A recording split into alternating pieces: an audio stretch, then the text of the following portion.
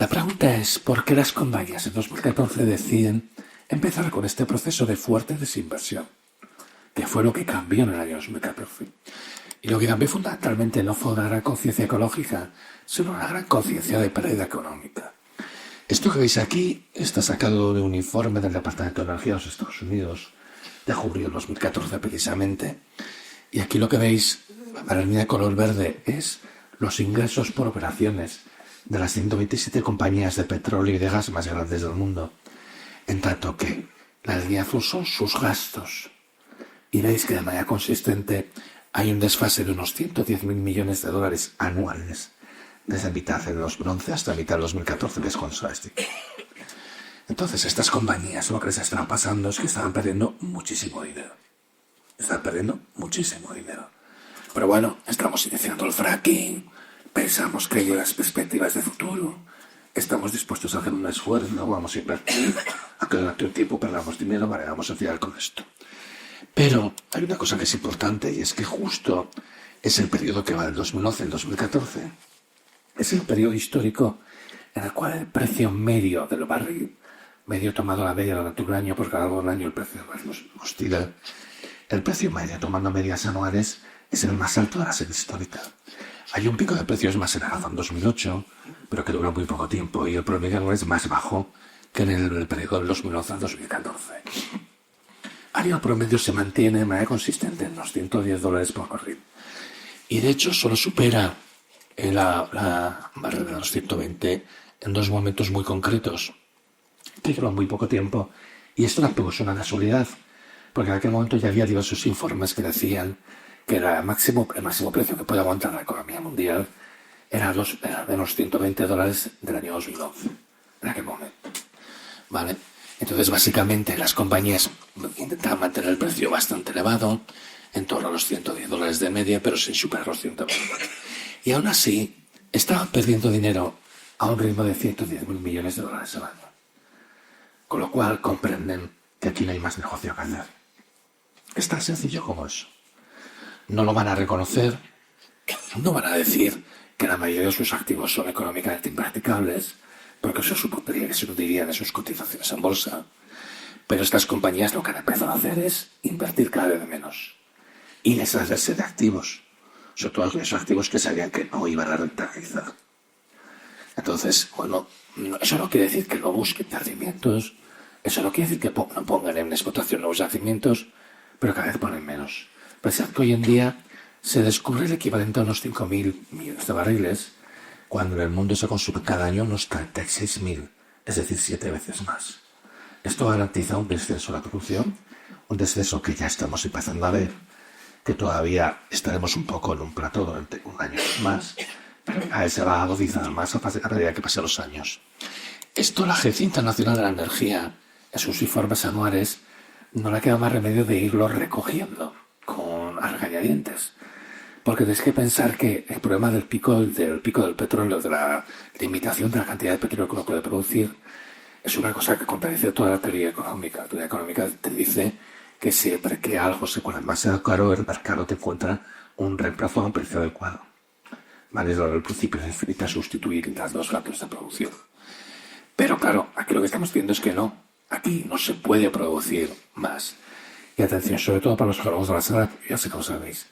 Aquí hablamos de producción, no estamos hablando ni de recursos ni de reservas. Aquí estamos hablando de qué ritmo se puede extraer. El ritmo que se puede extraer, de lo que depende fundamentalmente, es de lo que comentaba antes Antonio, la fase de retorno energético, el rendimiento energético que le da. Tú cuando extraes petróleo quieres ganar energía.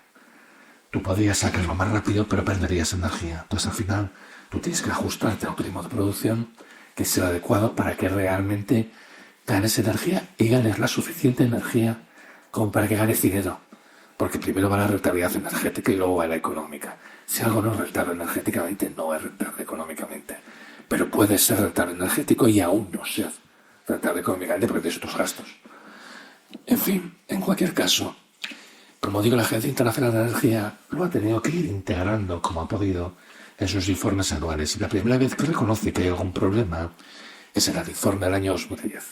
En el año 2010 sacan esta gráfica en la que vemos los valores de la producción de petróleo por diversas categorías hasta el año 2010 precisamente, hasta el año 2009, y a partir de ahí hacen sus previsiones para los siguientes 25 años. ¿Vale? ¿Qué vemos aquí? Bueno, pues lo que es el petróleo crudo convencional, que es el petróleo de toda la vida, el que se extrae en los pozos convencionales, ese había tocado su máximo hacia el año 2005-2006 y a partir de ese momento ya no subiría más. La previsión que nos decía en el año 2010 es que el petróleo crudo convencional, que son estas tres franjas de aquí, la azul marino, la azul celeste y bueno, azul grisáceo, perdón, y azul celeste, todas estas tres franjas se mantendrían, sumándolas todas en una meseta, en un plato hasta el año 2035. La franja de color azul marino representa la producción de los pozos que ya existían en el año 2010 y, como veis, tiene una tasa de declive muy rápida de en torno al 5% anual. La franja de color azul grisáceo corresponde a los campos que ya eran conocidos pero que aún no habían entrado en desarrollo. Estos había unos cuantos que nos aportaría toda esta cantidad de petróleo extra, y aún tendríamos que añadir la franja de color azul celeste que corresponde a los pozos, que previsiblemente en 25 años encontraremos nuevos pozos, nuevos yacimientos, y que pondremos en explotación. Bien, es cierto que para que la franja de color azul celeste tuviera este tamaño, tendríamos que estar encontrando petróleo 4 veces más rápido de lo que se habría encontrado en los 20 años precedentes, pero aceptando pulpo como animal de compañía, tiramos para adelante como los de Alicante y decimos, va, y esto se va a mantener en una meseta. Habrá tocado un máximo de 70 millones de barriles diarios en el año 2005-2006 y aquí se va a mantener unos 69.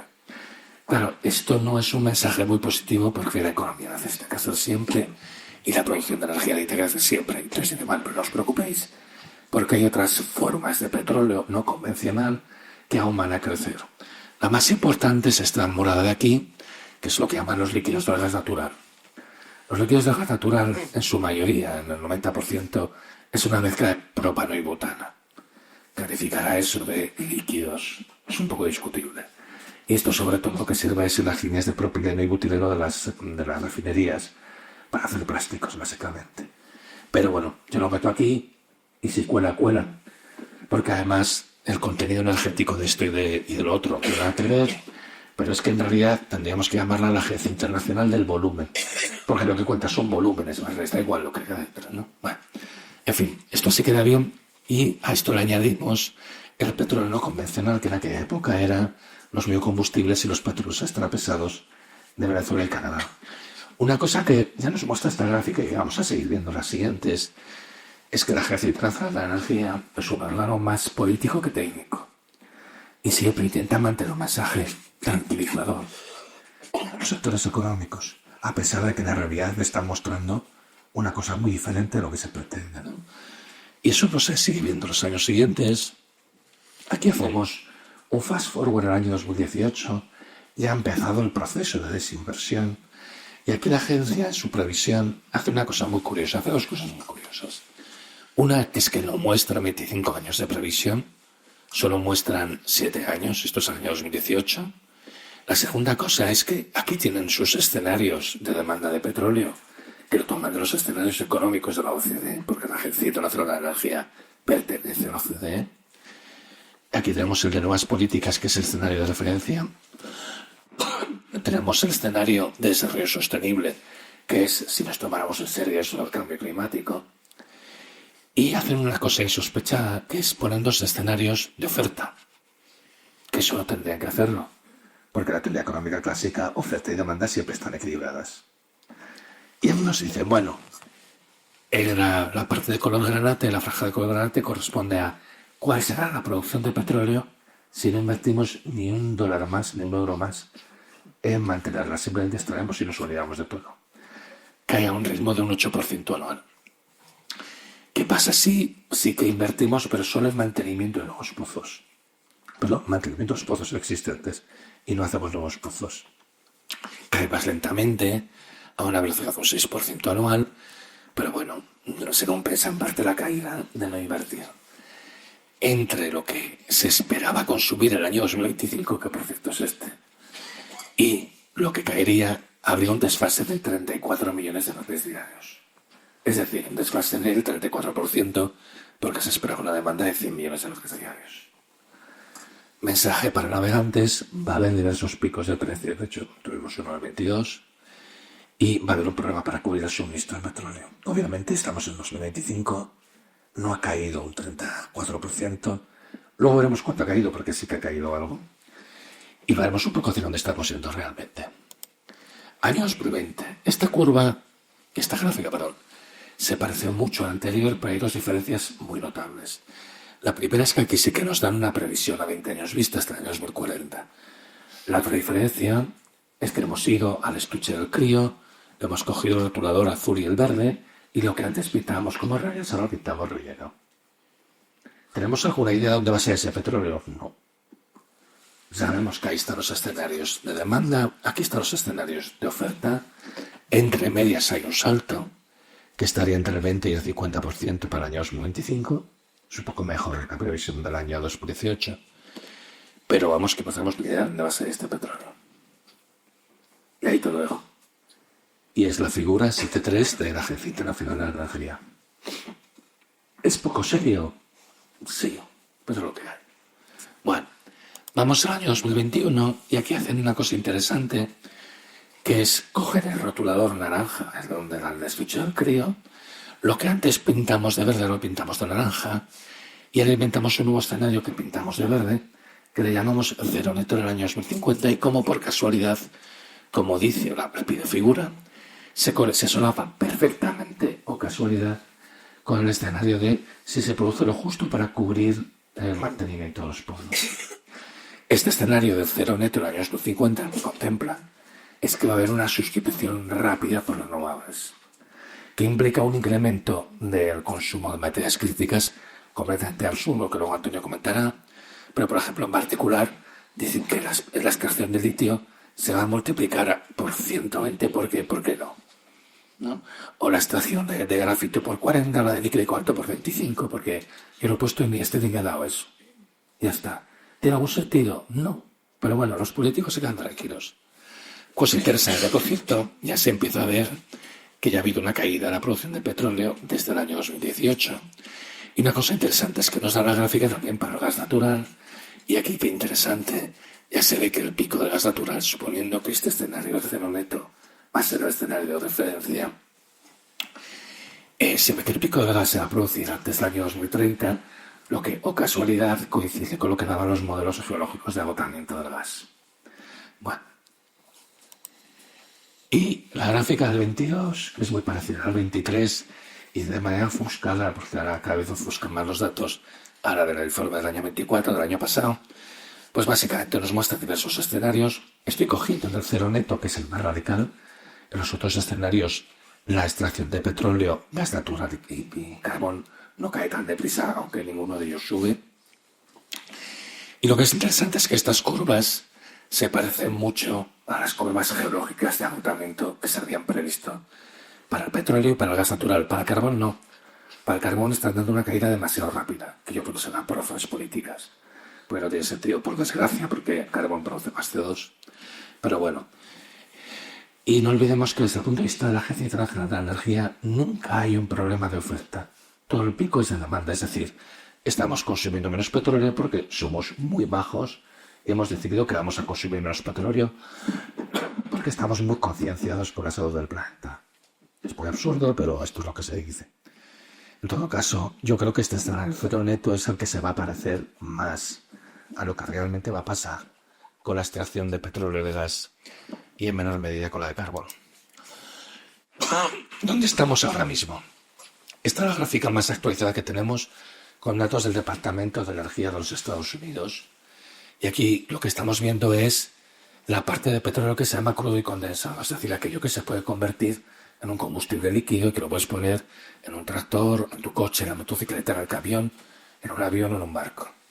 Hay un problema con los datos de lo que se llama hoy en día petróleo, porque se añade esta categoría de líquidos del gas natural, que realmente no es petróleo, que realmente se pasa en plásticos, pero lo pones todo junto, y con eso da la impresión de que la producción de petróleo aún sube un poquito.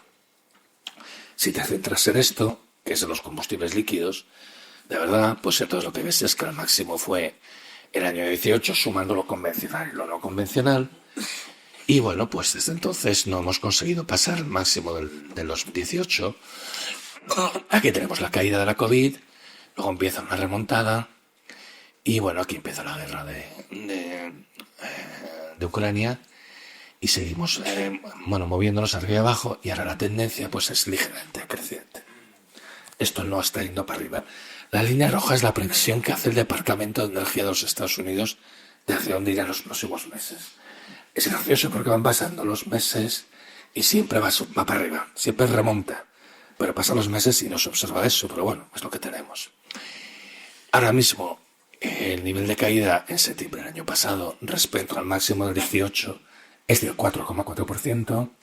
El fracking desde Estados Unidos, que es lo que confía el señor del pelo naranja del otro lado del charco, parece que ya está llegando a las últimas capacidades. Ahora evidentemente les baja un montón de exenciones y demás, como hizo en el año 16. Pero probablemente podrá incrementar un poquito la producción de petróleo, pero eso ya está prácticamente a su final. Con lo cual, para evitar su mandato tendrá que buscarse alguna excusa porque el plan no va a funcionar. Y además, bueno, pues Arabia Saudita cada vez más claramente está mostrando que ha llegado al límite de lo que puede producir. A mí, una de las cosas que más me preocupa y he repetido en numerosas ocasiones es el problema que hay con el diésel. Esto que veis aquí son los datos mensuales de la producción de diésel de todo el mundo. Y como veis, tenía un cierto ritmo de crecimiento hasta el año 2005. Ahí se produce un pequeño cambio de tendencia, porque es cuando llegamos al máximo de producción de petróleo crudo convencional. Hay caída de la crisis del 2008-2009, se empieza a recuperar el 2010, sigue subiendo, pero ya a un ritmo inferior, porque muchos de los petróleos no convencionales no son buenos para producir diésel. Y entre el año 2015 y el año 2017 tenemos una situación de estabilización de la producción de diésel.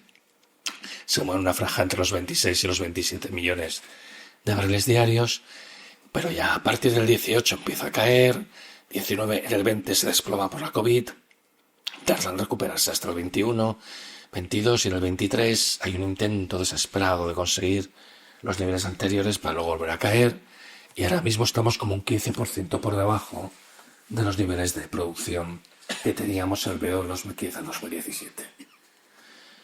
El problema del diésel es que el diésel es la sangre de nuestro sistema económico. Diésel es agricultura, diésel es minería y diésel es transporte. El año pasado se perdió el 20% de la cosecha en Argentina por falta de diésel. Y es un país que produce petróleo. En Colombia hubo una huelga de camioneros por falta de diésel. Nigeria, que es el principal productor de petróleo de España, no está distribuyendo suficiente combustible entre sus nacionales porque prefiere reservar el petróleo para la exportación. Hay un problema de falta de diésel a nivel global, que aquí todavía no se nota porque Europa arrastra con todo. Pero cuando el euro no se anomala tan fuerte, ya veremos lo mal que se pasa, como está pasando en otros países. Por último, haré un comentario sobre el uranio.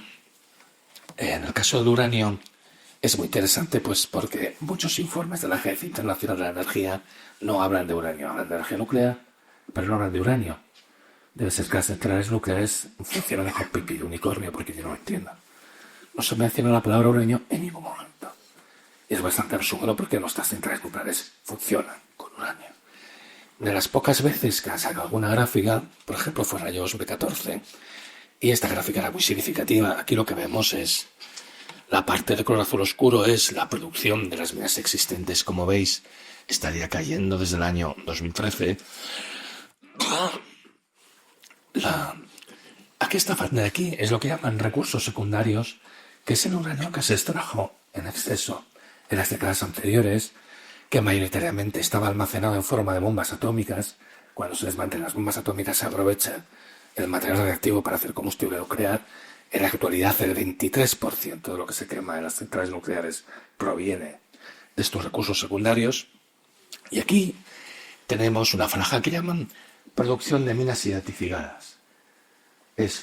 Se dice que hay una posibilidad de sacar uranio, se han hecho prospecciones geológicas, sísmica, lo que sea, y se ha estimado que hay cierta cantidad de uranio, pero aún no se ha abierto la mina, con lo cual hay una componente fuertemente especulativa. Entonces, con estas minas especulativas, que no sabes cuándo se van a abrir, ni si son rentables ni nada, ellos asumen que la extracción de uranio podría seguir subiendo hasta este año, hasta el año 2025. Pero incluso con estas dosis de pensamiento mágico, vemos que la producción de las minas identificadas seguiría cayendo a partir del año, o sea, con todo, seguiría cayendo a partir del año 2025. Por otra parte, la demanda esperada, con todos los planes de ampliación de centrales, es esta línea de color morado de aquí. Y entre medias, ¿qué hacemos? No hay ningún problema. Volvemos a ir al estuche del crío, cogemos el rotulador rojo, lo ponemos rayado que queda mejor, le ponemos una etiqueta en inglés que queda más guay, supply up, que en castellano quiere decir faltante de suministro, y ya está. Y esta es la gráfica 1115 del informe de las Agendas Internacionales de la Energía del año 2014. ¿Qué podéis decir? ¿Es infantil? Y yo digo, sí. Pero esto es cómo funciona todo. Si os hablo de los informes del cambio climático, flipáis. Pero bueno, ¿qué ha pasado? Porque ya han pasado unos años desde el 2014, ¿no? Pues lo que ha pasado es esto. El año 2016, como indicaban los modelos geológicos, ¿no? Decían hacia el año 2015, pues fue el año 2016, se llegó al máximo de extracción. Del año 2016 al 22, con fluctuaciones arriba y abajo, ha caído un 23%. Y el año pasado, la Asociación Nuclear Mundial, por la razón que sea, nos sacó los datos del año 23. Normalmente saca los datos consolidados de extracción de las minas hacia el mes de mayo o junio del año siguiente, y el año pasado, por alguna razón, no lo sacaron. Así que no os puedo decir qué pasó en el año 2023. He oído decir a algún gran divulgador nuclear español que esto ya está remontando y está subiendo. Bueno, yo cuando veo los datos consolidados me lo creo. Teniendo en cuenta más los problemas que sé que está teniendo Kazajistán, que es el principal productor, y que ahora ya están yendo a exiliación in situ, que es lo que haces cuando ya es ir a rebañar el plato, ¿no? Pero bueno, en resumen, tenemos que la producción de petróleo y de gas, de petróleo y de uranio, ya están en un proceso de declive. En el caso del petróleo, contando lo convencional y lo no convencional, el máximo se habría llegado en 2018, en el uranio en 2016, y en el caso del carbón y el gas aún no se ha llegado al máximo. El máximo histórico es el último año, con datos consolidados, que es el 23, de acuerdo con el informe de Energy Institute del año 2024. Pero en todo caso, tenemos que ahora mismo el máximo conjunto de todas las fuentes no renovables es el último año de la serie consolidado, que es el 23, pero como podéis ver, ya desde el año 2019 la producción total crece poquito. O sea, en estos 4 años ha crecido 12 exajulios solamente. Vale. Y representaba el 85,4% de la energía primaria. Lo que os he enseñado antes, Antonio. La mayoría de la energía que consumimos es de origen no renovable. Recordad también, aquí estamos con geólogos, no hace falta explicarlo, pero bueno, por si acaso hay alguna persona en la audiencia que no tiene esa formación. Aquí no estamos hablando de en qué momento se agotan los recursos, ¿no? De aquí a un siglo seguramente aún se seguirá extrayendo petróleo. Simplemente se extraerá menos cantidad al año que lo que se extrae ahora. Entras en un proceso de declive, vas extrayendo cada vez menos cada año, en un proceso que se alarga durante los años y las décadas, dependiendo de lo bien o mal que gestiones ese recurso. Yo siempre digo que esto es comparable a una persona que le están bajando el sueldo. Si a ti cada año te baja el sueldo un 2 o un 3%, tú nunca dejas de cobrar dinero, pero evidentemente cada vez cobras menos. Y tú lo que notas es que cada vez te cuesta más llegar a fin de mes. Bueno, pues este no es tu problema. Estamos entrando en un proceso en el cual nos cuesta más llegar al final de mes energéticamente, y entonces empiezan los problemas de todos los países y entre los países guerras. Por tanto, es evidente que tenemos que ir a un 100% renovable. Luego discutiré la cuestión ambiental, que posiblemente es más importante que dar los recursos, pero ya por la cuestión ambiental o por la de recursos, está claro que tenemos que hacer una transición a un modelo 100% renovable. Y eso no tengo una discusión. Hay gente a la que le gusta decir que yo soy antirrenovables, y eso es una, perdonadme, gilipollez, porque obviamente, ya digo, tanto por motivos ambientales como por la escasez de recursos, tenemos la necesidad de hacer una transición a un modelo 100% renovable. Eso no tiene ninguna discusión posible. Lo que sí que tiene discusión es si ese 100% va a ser la misma cantidad de energía que estamos consumiendo ahora. Porque ¿quién ha dicho que podemos producir exactamente la misma cantidad que producimos ahora por medios renovables? Y en particular, en este modelo de renovable eléctrica industrial, que es el que se está presentando como lo único posible, no se dice, pero este modelo tiene muchas limitaciones. Y en particular, la máxima cantidad de energía que se puede extraer de los flujos renovables del planeta, que depende de materiales que son escasos, que mencioné en el trabajo de una profesora Valer, que se están utilizando combustibles fósiles y el problema que plantea el hecho de que se destinan a la producción de electricidad. En cuanto al potencial máximo, cito este artículo de hace 3 años que es muy interesante, que nos muestra que ahora que hemos instalado centenares de aerogeneradores en el Mar del Norte, nos encontramos que está produciendo un 20% menos de electricidad de lo que estaba inicialmente previsto. Se ha hecho estudios con modelos numéricos, por ejemplo aquí, este que cito aquí, y se ha visto que las esteras que generan los parques no tienen unos pocos kilómetros, sino que se llegan a extender hasta 200 y 250 kilómetros, interfieren unos con otros y por tanto baja su capacidad de producción. Nadie pudo anticipar esto. Nadie, mentira. Nuestros compañeros de la Universidad de Valladolid ya hicieron un trabajo en el año 2012 en el que mostraron que la capa accesible para la extracción de energía eólica es únicamente la capa límite planetaria, que es básicamente lo que separa la circulación de la alta atmósfera de las superficies sólidas que están en contacto con la superficie terrestre. No intenten hacer aerogeneradores más altos porque lo único que hacen es empujar la capa límite hacia arriba. Esto era conocido, esto implica que hay una cantidad más limitada de energía disponible, pero ¿quién lo podía anticipar? No he puesto la parte de los recursos porque la comentarás tú. El tema de los recursos escasos, o sea que eso ya lo comentará Antonio. Sí que comentar el tema de la dependencia de los combustibles fósiles.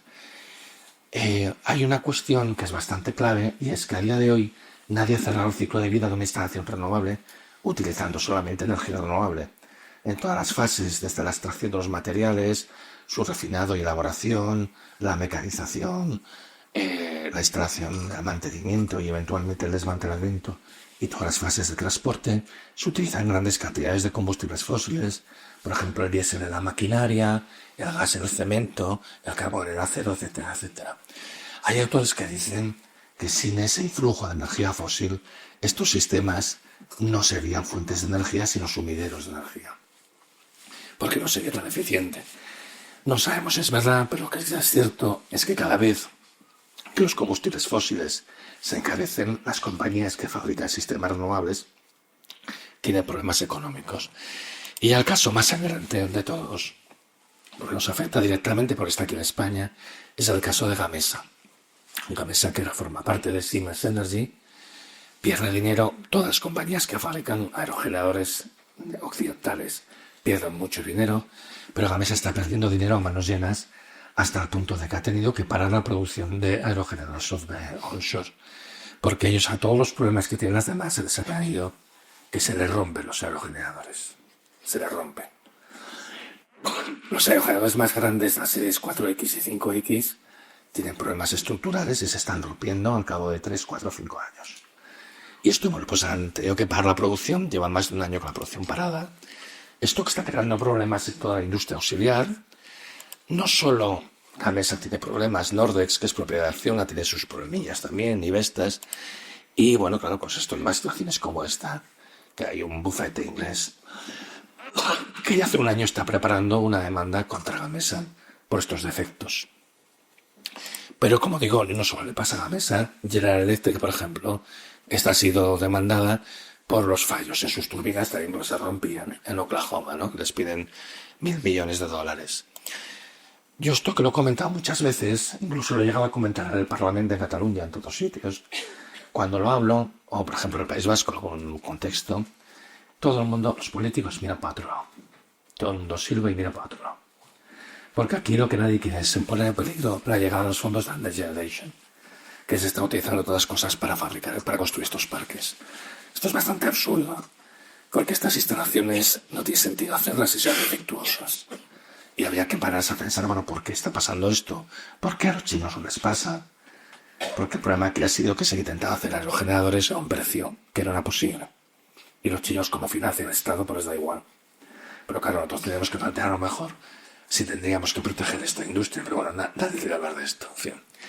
El último problema con los sistemas de generación de renovable eléctrica industrial es que generan electricidad. Y la electricidad está bien, pero a nivel del mundo la electricidad es solamente el 20% de la energía final consumida. En el caso de España está entre un 22 y un 23%, semejante a otros países industrializados. Tienes un 70 y muchos por ciento que no es eléctrico, y una parte de eso se sabe que es difícil o incluso imposible de electrificar. La otra cosa que curiosamente todo el mundo pasa de puntillas es que el consumo de electricidad en España, en la Unión Europea y en el conjunto de la OCDE está cayendo desde el año 2008. Es decir, no son noticias frescas. Hace 17 años el consumo de electricidad crecía a buen ritmo y desde entonces, con altibajos, está en el proceso de caída. Y esto se sabe. Y seguimos instalando más y más sistemas en un mercado saturado. Esto está saturado. En España ahora hay 128 gigavatios instalados para un consumo medio de 26,5, con picos de 41 gigavatios en verano y en invierno. Tiene que haber cierta redundancia porque los sistemas no siempre funcionan, sobre todo cuando pones mucha renovable, pero probablemente con 80 gigavatios nos llegaba de sobra. Y tenemos 128 y queremos llegar a 150 el año 2030, no tiene ningún sentido. Y eso está generando muchos problemas, por ejemplo, pues situaciones en las que hay un exceso de fotovoltaica en primavera y entonces la luz se brinda a 0 euros. Eso puede parecer ventajoso, pero hace que muchas empresas dejen de ser rentables. O bien situaciones como las que pasaron 5 veces el año pasado, de que se activa el sistema de respuesta activa a la demanda y se apaga toda la industria del país, porque hay un momento que no se puede compensar el aumento de la demanda al final del día. La fotovoltaica baja, los ciclos combinados no están en marcha porque nadie quiere quemar gas para perder dinero, no hay tiempo de reaccionar, que parece inexplicable, pero es así, y bueno, pues simplemente se apaga toda la industria. Si en ese momento pasa cualquier incidencia en alguna central, el país se queda a oscuras. Pues hay gente que esto no considera normal. Yo no lo considero un nivel normal, pero bueno. Acabo este primer bloque comentando sobre las dos tecnologías palanca que teóricamente tendrían que permitirnos hacer la rápida transición al modelo 100% eléctrico. La primera es el coche eléctrico. Bueno, el coche eléctrico a estas alturas ya se sabe pues que hay un montón de problemas asociados a él, en particular la cantidad de baterías que necesita, el precio prohibitivo, la dificultad de la recarga, la histeresis de las baterías, etcétera, etcétera. Y evidentemente que no se puede desarrollar de manera seria maquinaria pesada basada en baterías. Y en este momento, las grandes empresas automovilísticas europeas han puesto en el congelador todos sus planes relacionados con el hidrógeno, con el coche eléctrico, porque han visto que siempre están perdiendo dinero. Con lo cual, bueno, pues está trayendo los límites de este modelo. En cuanto al hidrógeno verde, que es la otra cosa con la que se ha llegado al coñazo infinito, y ahora, curiosamente, cada vez se va hablando menos, y esto me recordaba el comentario que hacíamos antes con Antonio, que hace unos años, que fue cuando nos conocimos él y yo, el fracking era el futuro, la alternativa, lo que había que hacer, y de repente se dejó de hablar del fracking, los proyectos se abandonaron, pero aquí nadie reconoce que la cagaron, porque no era rentable, como decíamos nosotros. Pues aquí está pasando lo mismo. Aquí tenemos una burbuja enorme que está reventando en este momento. Nadie lo va a reconocer jamás. Y poco a poco la dejarán morir. El caso del hidrógeno, bueno, se detalle bastante largo explicar todos los problemas que tiene, pero hay una serie de ellos que son muy básicos. Y la primera es que no es una fuente de energía, es un vector, tienes que producirlo y consumes energía. Las plantas de electrólisis más eficientes que existen hoy en día básicamente pierden la mitad de la energía. O sea, que decir, tú tienes que consumir el doble de la energía que contiene calorífica el hidrógeno que produces. Y luego, dependiendo del uso que le des, tienes otras pérdidas, y particularmente para lo que es nefasto es para motores. Porque lo tienes que comprimir, lo tienes que refrigerar, o aprovechas una pila de combustible con limitaciones también, con unas pérdidas muy importantes, con lo cual al final no se da cuenta. El hidrógeno verde tiene ciertos usos lógicos, industriales, es más caro que el gas natural, pero como no tenemos gas, esto será lo que podamos usar también habrá que producir menos, pero evidentemente para el resto no tiene ningún sentido. Y sin embargo ha sido la gran apuesta, como vamos a hacer el gran valle de hidrógeno, para luego para hablar de la necesidad de agua que tiene, etcétera, etcétera. A mí más bien siempre cuando se habla de todo esto, se suele citar al IPCC, no, la transición es importante, el cambio climático, el IPCC, no sé qué. En el informe de la última revisión, la R6 del informe del IPCC, en la parte del grupo 3, el grupo de mitigación, se dice explícitamente en ese informe, que nadie se lee porque son muy y pico páginas, que el hidrógeno a veces no está maduro para su implementación tecnológica a día de hoy y probablemente no lo va a estar en décadas. Pero esta parte la pasamos de puntillas. Y ahora sí, creo que ya pasamos... bueno, esto por si queréis saber más, os recomiendo este informe. Y ahora sí, pasamos a la siguiente parte del otro autor.